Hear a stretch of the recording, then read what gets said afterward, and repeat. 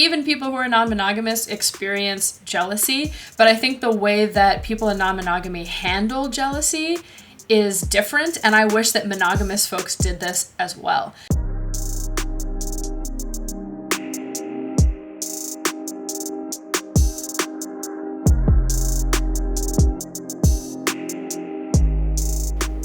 Hi, my name is Nicoletta Heidegger, and I'm a licensed marriage and family therapist, sexologist, and host of the podcast Sluts and Scholars. Hi, my name is Kylie LeBeau. I'm an adult actress and cam model, and I've been in the industry since 2018.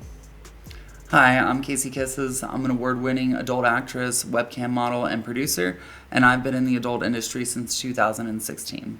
And today we're going to be talking about opening up relationships. So if you are interested or curious about non-monogamy, this one is for you. Kisses Kylie, what has been your experience with monogamy or non-monogamy? So I've pretty much up until not this relationship, but my previous one, have been in a monogamous relationship. I would consider our relationship to be open, but we are monogamous to one another emotionally. But as far as the openness, we are open sexually.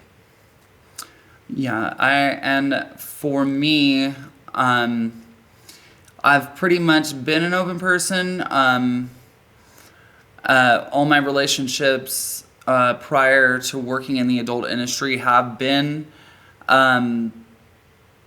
non-consensually open relationships, I guess. Like, I've been cheated on a ton, and I've also have done the dealing as well. And in my experience, it's been definitely a lot easier emotionally and better physically to be more open and open-minded to your partner's sexual desires. Yeah, so what we're talking about is consensual non-monogamy. So obviously sometimes people start figuring out that they're not monogamous through cheating or through maybe non-consensual forms of that. And then sometimes it can lead to consensual non-monogamy, also called CNM or ethical non-monogamy. Casey, what do you feel like was helpful to maybe transition it from like cheating to consensual non-monogamy? What sort of helped you like open up in a different kind of way and find your ground with that? I was really struggling with depression and battling with sexuality at the time. I don't think I was necessarily like cheating out of like sexual desires. It's not like, oh well,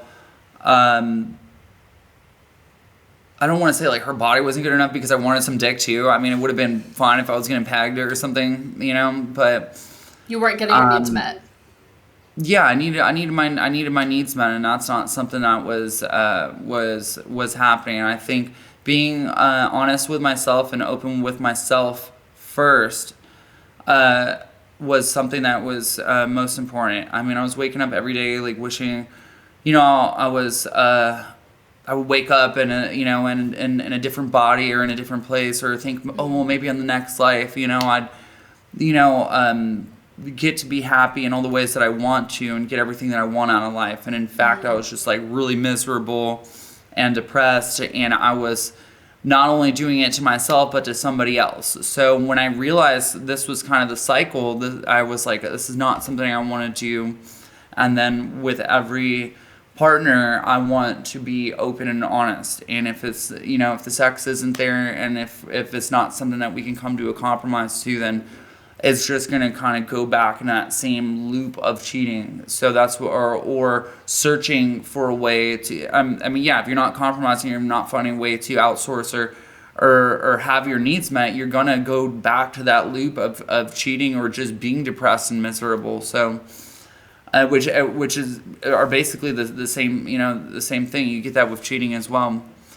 So I feel like, in finding the partner that I'm with now, that's why we have our puzzle piece tattoos, because we fit so well together like puzzle pieces. But we were able to communicate, and we come to a compromise on when we want our needs met. And it's not just me, but it's both of us. Like I'm not a man, and I understand that, and sometimes she wants a man. and that's cool too. And I don't have a vagina, so if she ever wants to eat some pussy, like, hey, I'm down to watch her. If she wants to do it personally, that's on her too. I want her to be happy and healthy, and make sure that all of her needs are met as well.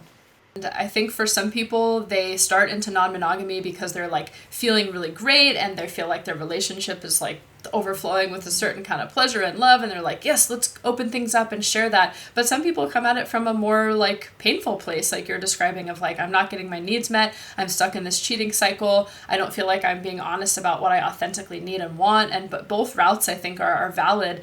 And you bring up some great points too, just about there are so many different ways to experience non-monogamy. So like y'all were saying, the agreement that you have is we are sexually non-monogamous, but emotionally we kind of have this commitment to each other.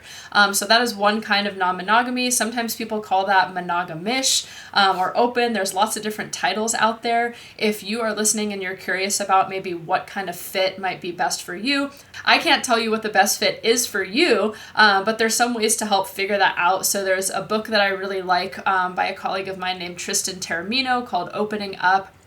And then another colleague of mine named Dr. Jana Vrangelova, and she has something called Open Smarter, which is like an online resource where you can kind of take different quizzes and educational things to figure out like what your type of maybe non-monogamy is. But I wonder for you two, like you have this rule around maybe emotional monogamy.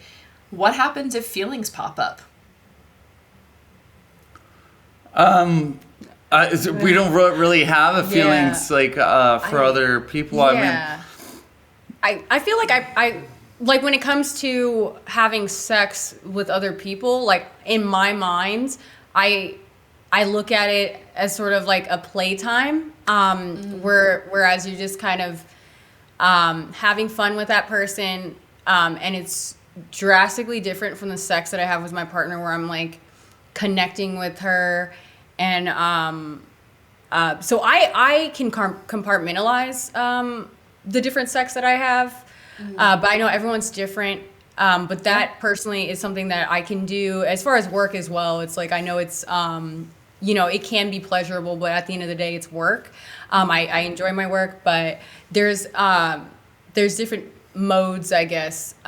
For me, I can get in different like mindsets, but definitely the sex is different when it's with other people versus my partner, someone that I love and want to have a committed relationship with. Yeah, there's a lot of misnomers and I think misunderstandings in non-monogamy where people think that firstly, that cheating can't happen, but then secondly, that like jealousy and stuff doesn't happen. So even when people are in non-monogamy, there are still boundaries and things, right? Like y'all have some agreements and boundaries and negotiations about what you're both okay with and comfortable with. And then I meet a lot of people who, when they first hear about some of these things, or maybe they're listening to you right now being like, oh my God, I could never do that. I would be so jealous. How are you not jealous? And I want to kind of tell folks that like jealousy happens for everybody. It is a natural human emotion. Some people maybe who are feeling a certain kind of connection and confidence with themselves and their partners may experience less jealousy. But non-monogamy really sort of forces us to look at the parts of ourselves that we may be struggling with. And so I think sometimes, I don't know if y'all feel this way, but non-monogamy can be awesome, but it's also a platform where we can't really hide as much as we do in monogamy. Like we're kind of forced to have to like look at these feelings and sensations of jealousy. We have to really encourage ourselves to work on open communication. So I feel like non-monogamy, there's a lot of ways in which it sort of forces us to look at ourselves and have to explore those parts of ourselves. But yeah, just to kind of correct this misinformation, even people who are non-monogamous experience jealousy, but I think the way that people in non-monogamy handle jealousy is different, and I wish that monogamous folks did this as well. And so for a lot of monogamous people, we're kind of taught to be like, don't do this thing that made me jealous, and stop doing that and then I won't feel jealous. So it's more like we put our jealousy onto somebody else. Versus in consensual non-monogamy, a lot of times there's an invitation to look at oneself first. So when you notice or feel jealousy, it's sort of looking at yourself and being like, what's going on for me that this is bringing up? Am I worried I'm going to lose this person? Am I worried they don't find me attractive? Am I worried they're going to like somebody else more? And then finding a way to communicate that while owning your feelings and finding a way to communicate that to your partner. And so I wish everybody, monogamous or non-monogamous, did that. Has jealousy come up for y'all, and how do you handle that? Oh yeah. So for me, like sometimes when, I don't physically have a cock. So when she's needing, like when she's wanting to have like a intimate, wanting to have someone over, not all the time, it's not always, but sometimes I'll get a little tinge of jealousy, but I have to also take myself, I have to stop. I have to understand why I'm feeling that way. And most of the time, it's just because I'm not the one that's pleasing her, but that's just something that I have to kind of understand, that in order for her to be happy, sometimes you have to make a compromise. And most of the time, which it rarely happens, if I am feeling jealous, I'll just kind of have to step back and talk to myself and kind of like understand this is not a feeling that that's directed towards me. This is something that I'm internally dealing with. So, but as far as that, mostly I just like for her to be pleased and to, and I feel comforted in the fact that our relationship is so strong and so solid. Like we have a solid foundation. So like the jealousy, if it is there, is very slight. So. Such a good point. I find that a lot of people want to open up because there's something that feels wrong in their relationship. And granted, opening things up can definitely bring in new experiences. So like Kylie's never going to have a biological penis. And so, yeah, opening things up allows you to have that thing. But it's also, important to make sure that your foundational relationship, if you are opening it up, is feeling good. Like you said, is feeling secure, that you're finding ways to connect, and that you're not just turning to opening up in hopes that it's going to fix things for you. I feel like it's the confidence, and you said it best, is the confidence that we have in our relationship. And a word of advice that I could or word of insight that I could give to people that may have low confidence in their relationships is to look into yourself and to say, oh, what am I being the best person I can be to my partner? Because I couldn't, I couldn't see her leaving me for, some random dude on set, because how well I treat her, the sex that we have together, and I just don't carry jealousy like that. I try to think of like instances where I have been jealous, and I know that like it's kind of like Forrest Gump, like life is like a box of chocolates. One day you might want a cherry chocolate, and the next day you might want something else, but your favorite is cherry chocolate, and that's what if that's what she wants, that's what she want, that's what who she wants to be with. And I've always kind of thought like, well, if you want to explore different things, and that's in a safe way, that's low risk, is definitely okay by me. Like I think she's hot. Who wouldn't want to fuck her? And I think I want to watch too. I think that's cool too. Yeah, and for viewers out there, Casey and Kylie are describing one type of non-monogamy, which is what's called a hierarchical type of non-monogamy. And what this means is usually there's a sort of primary partnership or core partnership. They may or may not have emotional exclusivity, but it's sort of like, okay, I have my main person, I have my cherry chocolate, and we make sure that we kind of come back to each other. And there are other types of non-monogamy that don't have a hierarchy, meaning that there's many partners who people feel like they have the same emotional connection with, or different kinds of emotional connections with, or who are open to the idea of non-monogamy when it comes to emotions as well. There's different names for this. One branch of this is called polyamory, just meaning many loves. And for folks who practice that, jealousy and things can still come up. And I think each person you ask within non-monogamy has a different experience. But for folks who identify that way, they come from this belief that love is potentially more expansive, or they like this idea of more expansive love. And this might ruffle some feathers, but I like to kind of tell people that everyone is polyamorous. And that doesn't mean that you have to be in a relationship that is polyamorous or romantically has many emotions, but like, I don't know, Casey and Kylie, would you say you love a lot of people in your life, more than one person?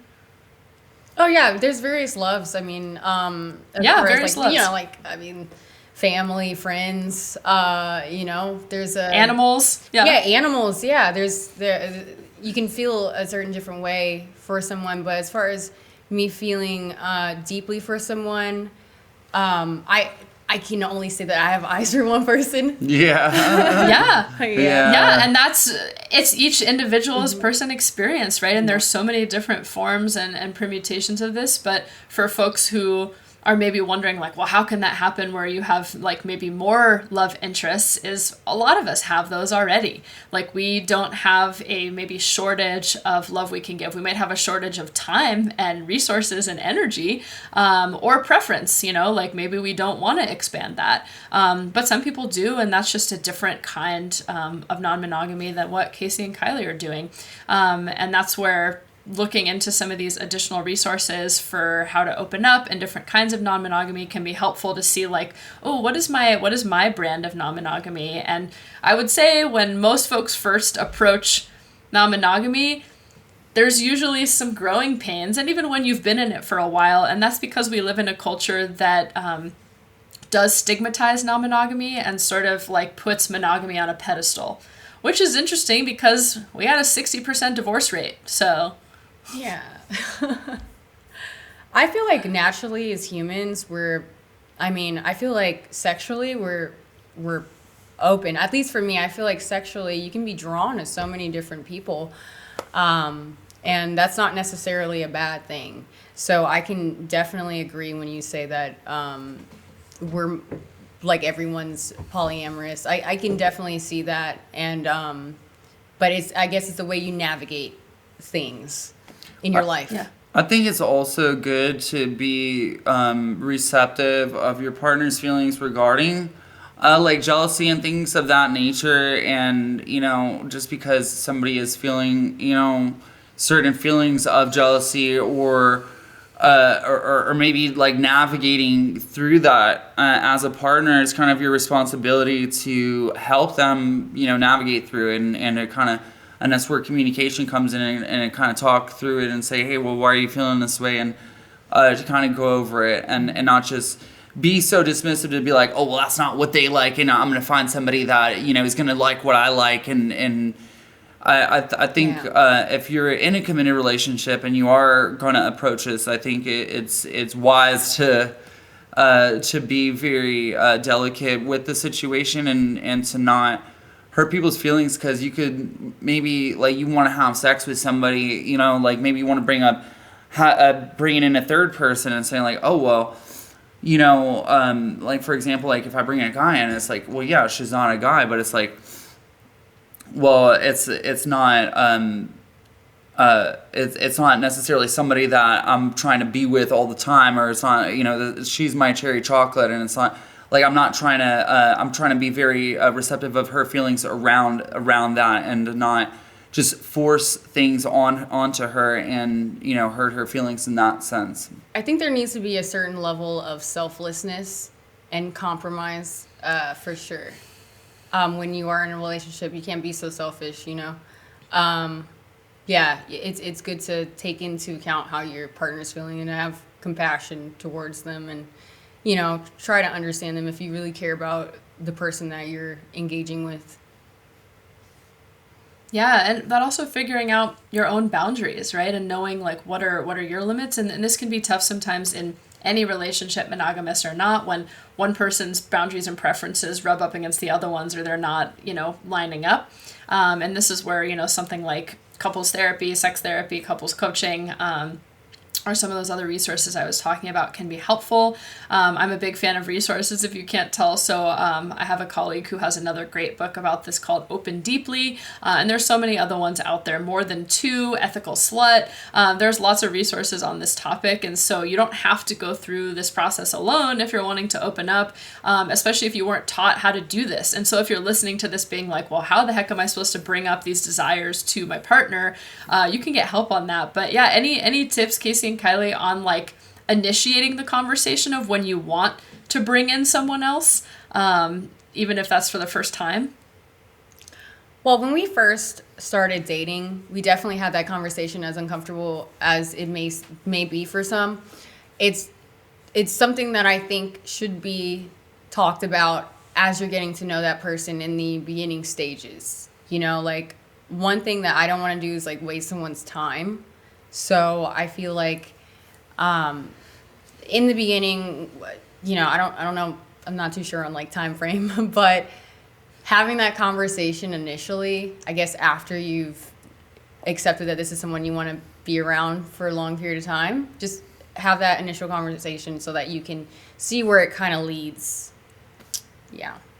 Yeah, and like I was saying, approach it very delicately, and you know, with some form of fragility, because you know, this is, you know, it could harm somebody's feelings. You know, you could ignite, you know, feelings of jealousy, and that's not something that you necessarily are aiming for. You're just trying to have a good time, you know, and in doing that, you don't want to hurt somebody else. So I would say to bring it up in a obviously like a private setting, and you know, in a sense that, well, hey, maybe you're watching some porn together and you're like, oh, that looks hot. Yeah, make it fun. What would you think if we did that? Yeah. You know, and kind of like, you know, dip your toe in the water, kind of, you know, test it out.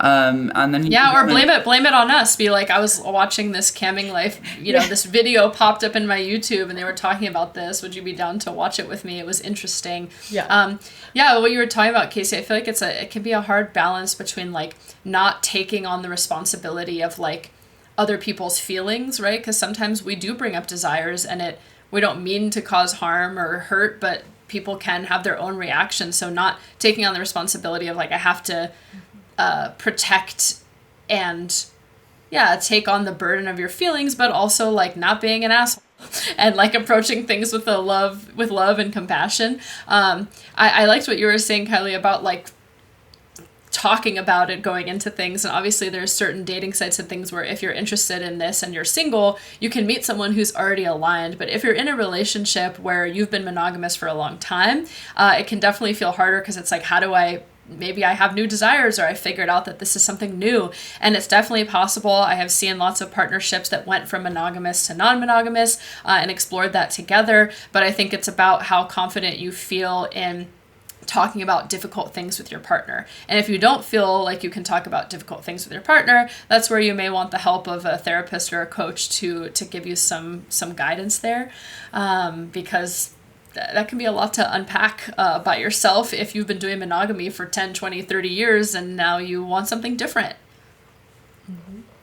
I think gender and sexuality also plays a big role when it comes to bringing in, like, let's say, like a third person if you're looking to experiment together, because, like, let's say, you know, if you have a man and a woman and he wants to bring in another woman and she's not necessarily into women, or, you know, I think there's a way to go about it, and a way to come to a compromise. Maybe if your wife doesn't like to eat pussy, you can come to a compromise where you suck some dick and she eats some pussy. Yeah, and I think just to kind of finish it up before we wrap up, there's some good questions to maybe answer and ask yourself. So, like, firstly, it would be, you know, how do we feel about like physical versus emotional connections? And there's so many questions here. And like I said, those resources that we can put in the description below can help guide you. Another would be, how much do you want to know about your partner's extracurricular things. Sometimes partners like to know everything. They find it hot. They find it attractive. They want to know all the details. Other times people don't want to hear anything. Looking up some different types and descriptions of non-monogamy and seeing which ones feel appealing to you. Another thing would be, how do we want to handle feelings or jealousy when they pop up? Another thing to ask yourself would be, how do we want to check in? So checking in is important. You might be like, oh yeah, I'm totally down with this and this feels good to me. And then it happens in real life and you're like, oh man, I did not think I was going to feel this way. Or you think you'll be, really worried about something and then it happens and then you're not. And so having like a scheduled check-in and an agreement of like, how do we kind of take inventory of this to make sure that we're still feeling good about it is really nice. If you're struggling to start the conversation, I really like, there's some really good apps that can help with this too. There's an app that I worked with developing some of the questions called Lovewick, and they have like an opening up deck where you can be like, just have it part of like all the questions that the app asks you. They have different decks like, just sex, relationships, travel, family. So you could just blame it on the app. Be like, oh, the app asked this questions. How do we feel about non-monogamy? If you're worried about starting the conversation. And yeah, it can be tough to initiate if it's not something you've been used to talking about. So there's a lot of things to consider. And I think sometimes people think that opening up will make things easier, and I wouldn't say it's necessarily easier or harder, but it definitely requires communication. It requires getting to know yourself and getting to know your partner in a different way, and you don't have to do that alone. There's a lot of awesome resources. Kisses Kylie, any last tips for folks who are considering opening things up? Do you have any tips? Any last tips? I really liked what you two were talking about earlier about like celebrating each other's pleasure. And so there's a concept known in non-monogamy called compersion. It's kind of like, this is sort of like minimizing it a little bit, but some people will say it's like the opposite of jealousy, in the sense that instead of coming from a place of control, like controlling the person, controlling their pleasure, controlling what they can do, it's coming from a place of love and celebrating like, oh, I care about you and I want you to have all the pleasure and all the love and all the wonderful things. And compersion is finding joy in your partner's pleasure. And so this can be something that is maybe a new thing, but it is definitely a muscle you could grow. And it seems like you two really try to celebrate each other's pleasure and want each other to have the most pleasure you can have. Yes, definitely. Absolutely. Yeah. As far as tips that I would give, any last tips that I would give somebody to that's looking to be open, is just in their relationship, is to also be open-minded and to be receptive of your partner's feelings, and to practice safe sex 100%. And be open with yourself. Understand yourself first before trying to understand someone else. So that's key. Know yourself. Yeah. And that's an ongoing process. Like, yeah. I'm still learning about myself. Yeah. We're all still learning about ourselves. And yeah, I love that. On the safer sex thing, like, that's another good question to ask yourself. And if you're with a partner, is like, what does safer sex mean to us physically, emotionally, spiritually, and seeing what that means to you. What are our safer sex practices? That's up to you. Thanks so much, everybody, for tuning in. I hope that this got you excited on the concept of potentially opening up. Even if it's not for you, monogamy is totally great and valid as well. Neither is better, but it is important to challenge yourself and see what else is out there so that you really feel like you're making an informed decision about what kind of relationship style is best for you, as opposed to just assuming monogamy because it's what you were taught and what you're supposed to do. Thanks so much. Thank you for having us. Yes, thank you.